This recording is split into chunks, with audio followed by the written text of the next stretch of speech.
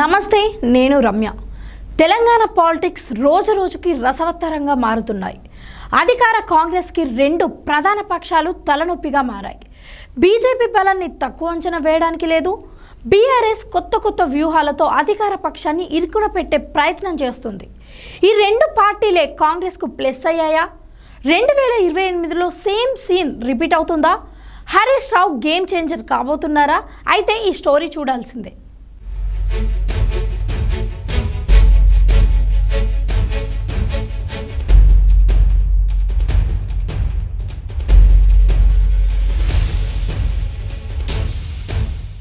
తెలంగాణలో 3 పార్టీలు ఉండడం వల్ల 2023 ఎన్నికల్లో కాంగ్రెస్ కి ఎంతో అడ్వాంటేజ్ అయింది. అదే సీన్ 2028 ఎన్నికల్లో రిపీట్ అవుతుందా అన్న చర్చ కూడా ఉంది. ఎందుకంటే యాంటీ ఇన్కంబెన్సీ ఎక్కువగా ఉన్న వ్యతిరేక ఓటు చీలి ఏదో విధంగా కాంగ్రెస్ అధికారానికి అవసరమయ్యే సీట్లు సాధించుకుంటుందని విశ్లేషణలు ఉన్నాయి. బీఆర్ఎస్ కానీ బీజేపీ కానీ కలిసేది లేదు. సీఎం కుర్చీ మీదనే రెండు పార్టీలకు మోజుంది.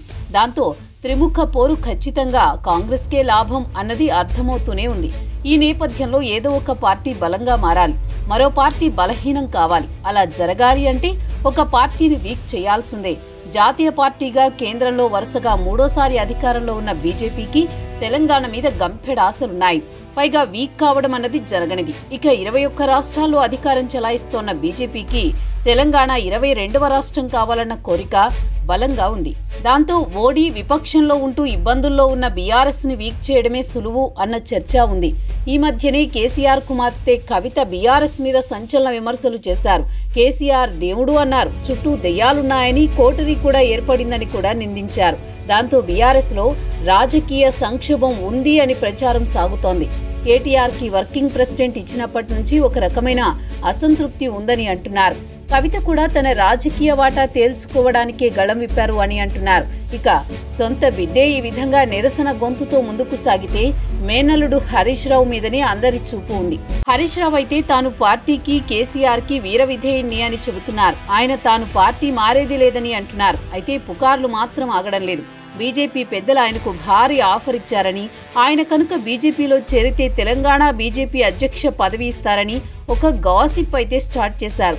ఎవరు చేశారో తెలీదు, కానీ ఇది వైరల్ గా మారుతోంది. బీజేపీ ఇప్పుడున్న పరిస్థితుల్లో ఇలానే ఉంటే 2028 ఎన్నికల నాటికి గెలిచేది ఉండదని కమలనాథులకు తెలుసు అని అంటున్నారు. తమకు పోటీగా ఉన్న బీఆర్ఎస్ తగ్గిపోవాలి, తాము పెరగాలి, కాంగ్రెస్ ని ఢీకొట్టే ప్రధాన ప్రతిపక్షం తామే ఉండాలన్నది బీజేపీ ఆలోచన అంటున్నారు.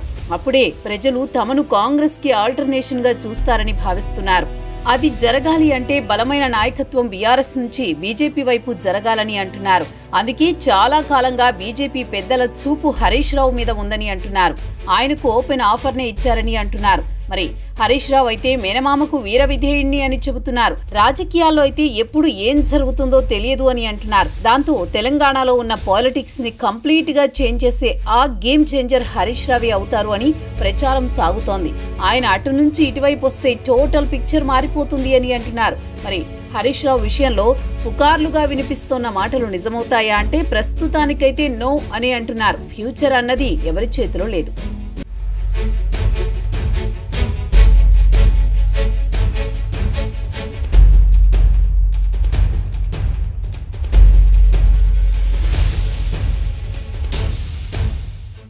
మొత్తానికి అధికార పక్షంలో కాంగ్రెస్, విపక్షంలో బీఆర్ఎస్ బీజేపీ ఉన్న గేమ్ చేంజర్గా అందరి చూపు హరీష్ మీదనే ఉంది అని అంటున్నారు.